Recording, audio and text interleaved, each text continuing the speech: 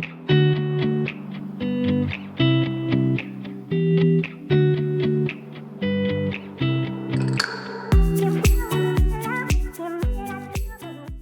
panel session, the topic for this panel session is women owning our voices. And I'm going to do a proper introduction of everyone you're seeing here on stage. So I'll start with me. My name is Ada, and I manage the GDG and WTM communities alongside GTA as well. And then I would love for our panelists to give proper introductions, but then I'll just mention their names. So on my extreme right is Peace Itimi. Hi, Peace. Hi, Ada. So Peace is the head of marketing at Cora Pay. And I also have Adora Nwodo. She's a software engineer at Microsoft. And lastly, I have Gift Egwenu. She's also a software engineer at Andela. So would you guys mind giving proper introductions of yourself, what you do, what your role is about, and any other thing you want us to know? Okay. Hi, everyone. Good morning. Like she said, my name is PC Timi. I head marketing at Korape. Korape is a fintech startup in Nigeria. So I'm basically in charge of customer acquisition and retention across all our products. I'm also the lead for Women Will Lekki community. And then I do character on my spare time. I'm very passionate about growing people and growing businesses. So I train a lot, and I also train for Google Digital Skills for Africa. Thank you. Thank you. So Adora. Okay, hi everyone. My name is Adora. I am a software engineer at Microsoft Mixed Reality. So, okay, I'm a software engineer at Microsoft Mixed Reality. So basically, what I do is find really amazing and interesting ways to combine the physical and digital world together. Apart from my day job, I have side gigs. I'm a GD Jaja co-organizer as well. I am a DJ, which everyone on my table already knows now. And I run a shoe business as well. Yep. Thank you. So Gift. All right. Hi, everyone. So my name is Gift Egwenu. I'm a software engineer at Andela. So what I do is I build web applications at Andela. And I'm also a community organizer. I lead the View Vixens meetup in Lagos. And I also co-organize Concatenate Conference and Jamstack Lagos. What I do for fun is photography, and I also have like a YouTube channel. Okay, thank you. So, like I said, the topic is women owning our voices, and the aim of this entire breakfast event and this panel session is to get everyone here who's attending to learn the art of self-promotion, promoting yourself, your wins, every good thing about you, visibility, and then also back to women owning your own voices. So the very first question I'm going to ask is going to go to Peace. And it's, how do you recommend women to speak up and own their voices in their workplace? Okay, that's a very interesting question. How do I recommend women to speak up or own your voices? Literally to speak up. Right, there's no other way about it. I mean, it's very easy for us to be shy about our achievement.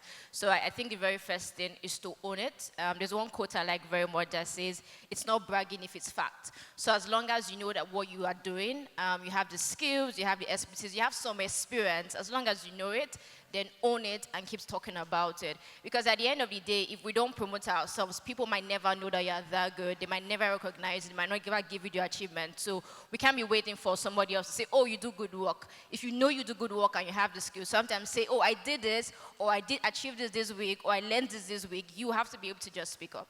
So own it and then speak up about it. Okay, Adora or Gabe, do you have anything to add to that? I guess, I mean, people will tell you that the biggest advocate for you is you. So you should learn to, as far as you know that you are doing things, and in these things that you are doing, you're constantly adding value to the people around you. You shouldn't be afraid to say something because of any reason. Like you should always, because at the end of the day, you have to start rooting for you first before anyone is going to try to root for you. Except you have like really close friends that see that you have a talent and they want to root for you. But in most cases, it has to start with you. So you just have to get that courage somehow to speak up and then just know that. Okay, so the next question was meant to be a random question, but since you're holding the mic, as a as a woman in tech, what points or what are the points in your career that has been the most memorable? Most memorable points in my career, to be honest, was there's so many. I'm trying to find one. Okay, any random one. So at the office there was like an email that went around that they're trying to find a lady to own up to be like a leader for one of the initiatives that they're trying to do. And every girl on my team, like nobody responded to that email. And then because I was already doing something at the time, I didn't want to do it, right? But then because nobody responded, I'm like, at this point, nobody's probably going to respond. So let me just be that person and reply to this email. So I said, okay, hi, I've thought about this. I think I want to do it. And so I think 3 weeks after that, we all had to go for a conference in Orlando. I was at GHC this year. So at the GHC thing, we had like a dinner with everyone in my team, like global team, not just the team in Africa. And then different, like people like that you just want to touch their garments, that kind of that kind of thing. It was so surprising that my like one of the VPs of my organization knew me. Like he wrote a thank you note and addressed it to me. And then when he saw me, he was literally trying to talk to me and then just really appreciating the fact that I was able to own up and do what I did. And a bunch of other people like trying to appreciate me, sending me gifts. And it was a lot for me at the time because I was really happy when I got back to my hotel room that night. So I would say not only the job that you are doing, but all these other little things could go a long way. Yeah, so it was really cool for me. Okay. Okay, so one of the most memorable moments in my career happened recently, actually. So, like I mentioned, I am into communities, right? I build communities, and recently I held a View Vixens workshop. And at first, when I put out information about this workshop, few people signed up because in the whole tech ecosystem, when you put out a notification about an event, you see so many guys are the ones interested, and then ladies, you tend to like beg or wait for them to RSVP to that event. So when I found out, at first it was like 15 people, and my budget was about for 50 ladies to attend the workshop, and it was like 3 days to the event. Only for me to check like 3 days later, and I saw over 70 attendees, all women, registered to attend the workshop. I was really excited, but it's one thing to be excited and it's one thing to see the turn up, right? And when I started the workshop, one thing that I noticed, about 40 women showed up, right? But one thing I noticed when everybody was giving their introduction was they had no previous knowledge with Vue.js, because the workshop was for you to learn how to build a web app with Vue. But to my surprise, after the entire workshop, almost everybody in that room walked home with a web app that they built, and they were really appreciative. Like, I got messages later that, Gift, I'm so thankful for this workshop, and it was just so amazing. Okay, thank you. So, the next question is to you, actually. So, for those of you who don't know, Gift is also a YouTuber. She does tech vlogs, talks about several things on her YouTube channel. So, the question I want to ask you is, with everything that you do, photography, vlogging, and also your career as a software engineer, have you been intentional with all your actions in your career? And if yes, how have you been intentional about it? Okay, first of all, I would say doing everything at once is actually a lot, and it takes motivation to keep up. But yeah, I would say yes, I've been intentional in my career, because even with everything that I'm doing, I still see my career growth, right? So recently, I got, I don't know if I should say this. Okay. So recently, I got an opportunity to attend a conference in the US, and this was just because of like everything that I've done, my community work. And one thing I would say is, as a developer or as a woman in tech in general, just try to put yourself out there. You might not know people are actually seeing the little things that you're doing. So career-wise, I feel like I'm growing, even with the extra things that I'm doing on the side. So yeah. Okay, thank you. So next question is to Peace. All right. So according to a report, almost 40% of women-established businesses in sub-Saharan Africa were discontinued due to unprofitability in 2016. Now, any idea how to solve this? It's a very interesting question. Um, can you repeat it again? Let me be sure. So the report says 40% of women established business in sub-Saharan Africa had to be discontinued due to unprofitability. That's at 2016. So any idea why and how to solve this? So any idea why? There could be different reasons. I mean, it's business.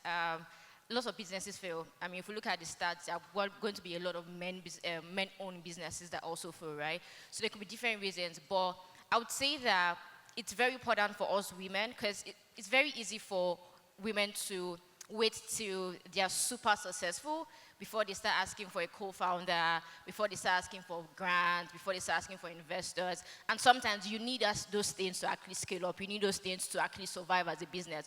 But usually we're very shy, we're very laid back. We want to have it all figured out, right? So it's one of the reasons could be that a lot of these women are just trying to do it on their own, not speaking out, not asking for help, not asking for a co-founder, not asking for grants, things that could actually give them the support and the wisdom that they need to actually scale up their business. So if there's one thing that we can do is, it's easy to have an idea, but it's not easy to start. When you do start, get as much support as you can because no man is an island. You can't do everything by yourself. And when you have support from people, whether it's just in resources, whether it's in money, whether it's in connections, these are things that can help you in growing your business. Yeah. Thank you. Does anyone want to add any other thing to that? Okay, great. Okay, based on my own personal view, I feel like we have a lot less female business or co-founders in Africa because if you look at the entire ecosystem, we have more CEOs that are guys or male in general. And to these women, they don't really have somebody that they can look up to that are already very successful. In fact, they have, but they are not as much as the guys. So something like that could could be part of the reason why they feel like if their business is not growing, they would rather discontinue it and find something else that they feel they want to do.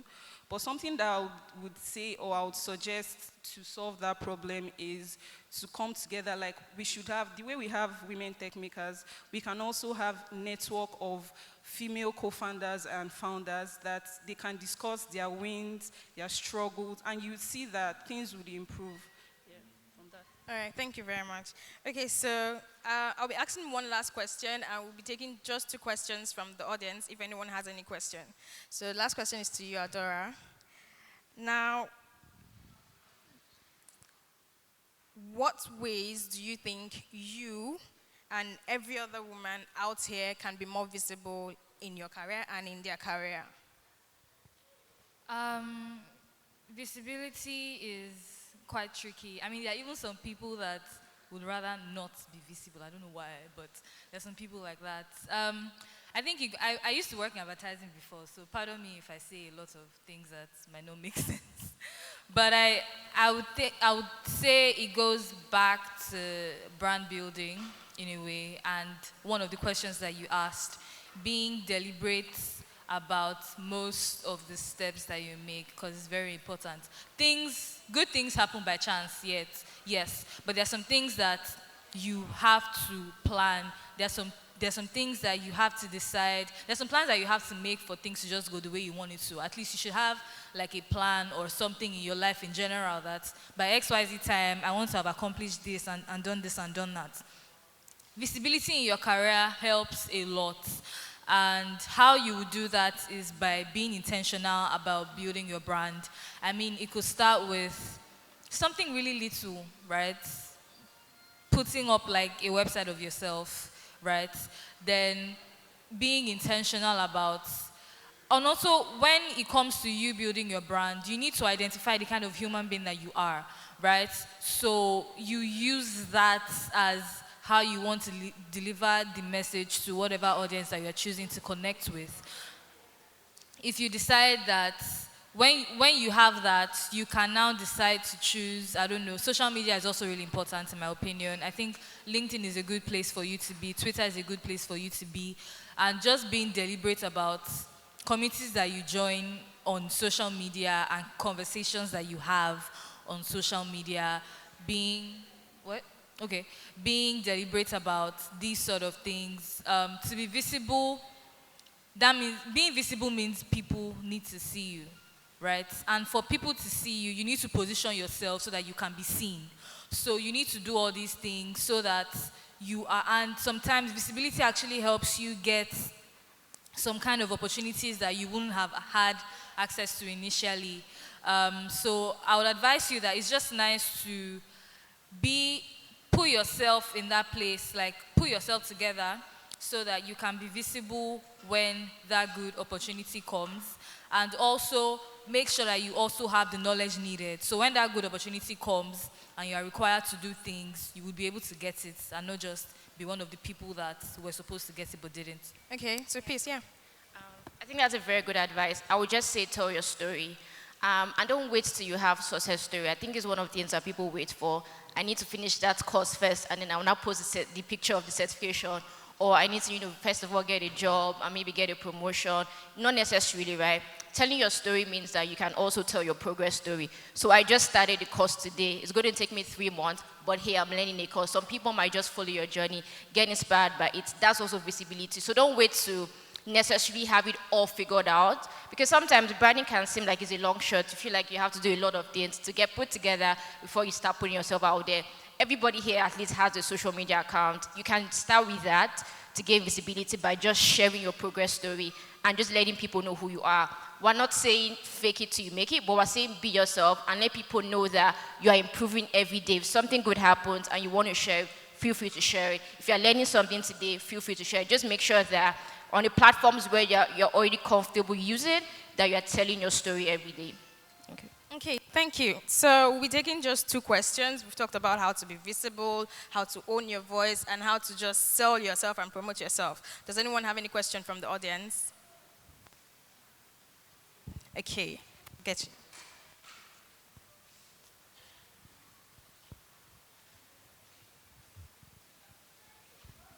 Good morning, everyone.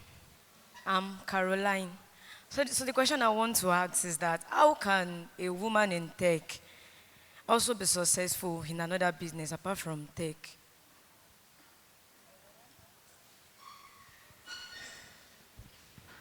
So basically, you're asking how can you have your tech career and also be successful in other areas of like your life.